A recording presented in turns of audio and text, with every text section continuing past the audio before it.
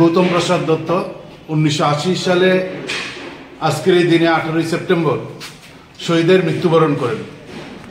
উনি আমাদের সংগঠনের রাজ্য কমিটির সদস্য ছিলেন এবং মাত্র 28 বছরের জীবন ত্রিপুরার বিধানসভার ইতিহাসে সবচেয়ে কনিষ্ঠতম বিধায়ক ছিলেন কমরেড গৌতম প্রসাদ দত্ত, যুব আন্দোলনের অন্যতম নেতা।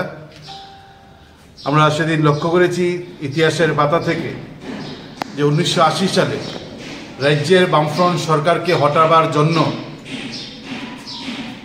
তৎসময়ের বিরোধীরা নানা কৌশল অবলম্বন করেছেন। উপজাতিদের মধ্যে বিদ্বেষ তৈরি করেছেন, বাঙালি বিরোধী বিদ্বেষ, বাঙালিদের মধ্যে উপজাতি বিরোধী বিদ্বেষ তৈরি করে একটা ভয়াবহ পরিস্থিতি গোটা রাজ্যে তৈরি করেছিলেন। উপজাতি ও অনুপজাতিদের মধ্যে একটা অবিশ্বাসের বাতাবরণ তৈরি হয় এবং তাতে গিয়ে মানুষে হানাহানি তৈরি হয়েছিল। এরকম একটা অবস্থায় বামপন্থী হিসেবে, বামপন্থী বিধায়ক, সর্বোপরি ডিওএফ এর রাজ্য কমিটির সদস্য হিসেবে কমরেড গৌতম প্রসাদ দত্ত গোটা রাজ্যের বামপন্থীদের মতন করে প্রতিটা এলাকায় শান্তি সম্প্রীতি রক্ষা, মানুষের সম্পর্ক এবং সম্প্রীতি যেন অক্ষুণ্ণ থাকে তা অটুট রাখার জন্য একটা গুরুত্বপূর্ণ দায়িত্ব নিয়ে রাস্তায় মাঠে নেমেছিলেন।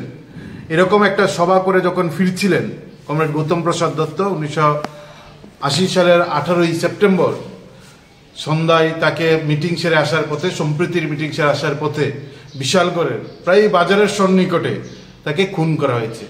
সেদিনও খুন করা হয়েছিল রাজনৈতিক মদতে, মানুষের বিভেদ তৈরি করে কিভাবে বামফ্রন্ট সরকারকে হটানো যায় সেই পরিকল্পনা করে।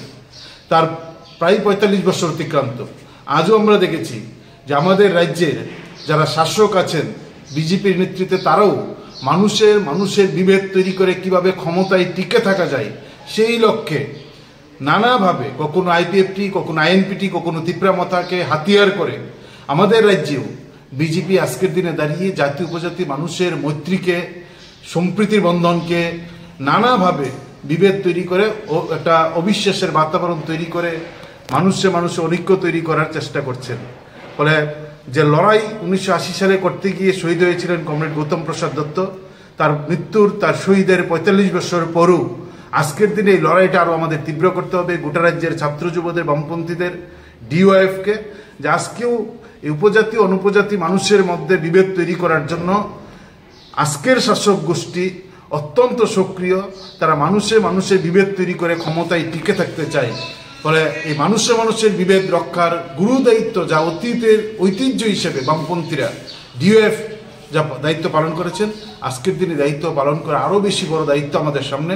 আমরা গোটা রাজ্যের যুব আন্দোলনের কর্মীদের কাছে আমরা আহ্বান করব রাজ্য সেন্টার থেকে যে এই লড়াইয়ে আমাদের গুরুত্ব দিতে হবে, দায়িত্ব নিতে হবে। মানুষের সম্প্রীতির বন্ধনকে অটুট রক্ষার লড়াই, এই লড়াইকে আরও তেজি করতে হবে।